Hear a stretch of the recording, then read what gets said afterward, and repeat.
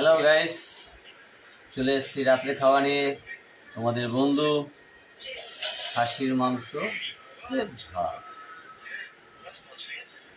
Start করি। খেলে চলে আসতে পারো। নেই নিজের ভাগের থেকে দাও, তাই দেবো। সবসময় খেতে বসলেই ভালো লাগে না। কেনই তো 100 গ্রাম মাংস, তো লোক ডাকো কেন? তোমার ভাগে না এক পিস কমেই তো পড়বে। তুমি ক পিস নিয়েছো? আমি একটু তো ছড়া দেখি ভাত দেখি কত বড় টুকরোটা ও নিয়েছে, দেখেছো? বাবা আমার আর দেখো কটকু দিয়েছে। লবণ দাও। ভদ্রের একটা চলতে পারে দেয়।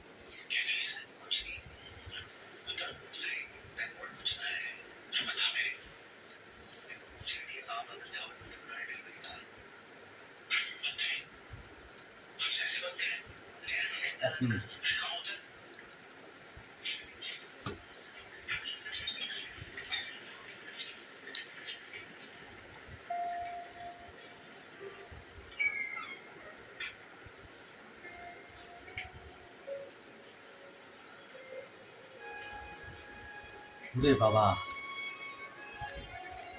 বাঘের পাচায় দিলে বাঘ দৌড়ে মারতে বেরিয়ে যাবে, একদম ঝাল হয়নি।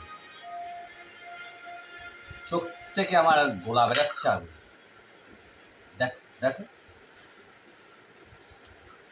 মাংসটা এত সুন্দর হয়েছে, বলে বোঝাতে পারবো না, না খেলে।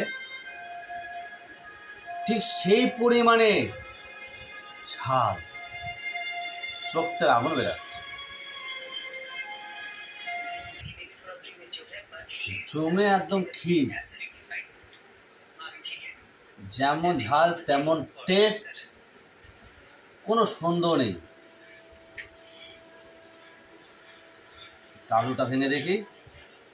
ঠিক আছে, আলুটা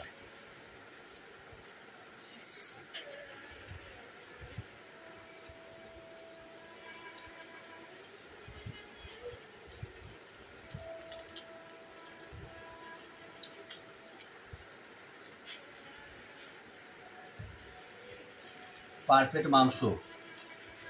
ঠিক ছোটবেলার কথা মনে উঠে যাচ্ছে, মনে পড়ছে আমার। আমরা যখন পিকনিক করতাম বন্ধুরা মিলে, তখন কি বদমাইশি করতাম, ঝাল বেশি করে দিতাম যেন আর কেউ না খেতে পারে, আমি খেতে পারি। এরকম 2-3 জন ছিলাম। সেই ছোটবেলার কথাটা আজকে শাশুড়ি হাতের মাংস খেয়ে মনে পড়ে গেল। তুমি আমার মাকে কি বললে? শয়তান। শয়তান বললাম? এই যে বললে আমরা শয়তানি করে ঝল দিতাম, তুমি আমার মাকে কি বললে? এই বুদ্ধিটা করতাম, এটা শয়তানি বুদ্ধি বলে। তুমি আমার মাকে তুমি কি বললে?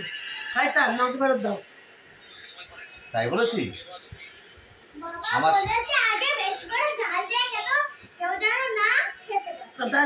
মাকে তো বললো। তাই সেই ছোটবেলার কথাটা মনে পড়ে গেল। অসাধারণ হয়েছে, জমে পুরো ক্ষীর।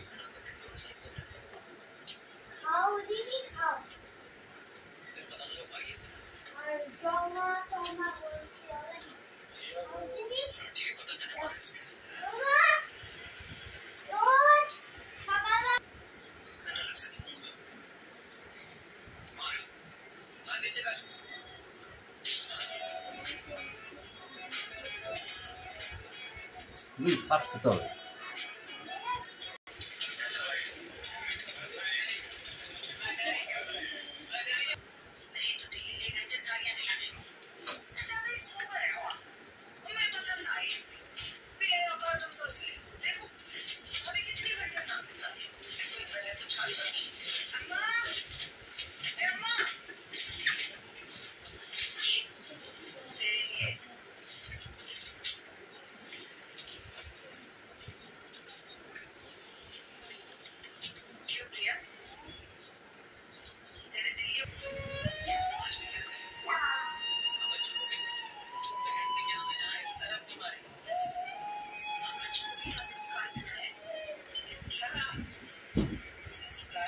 বিশাল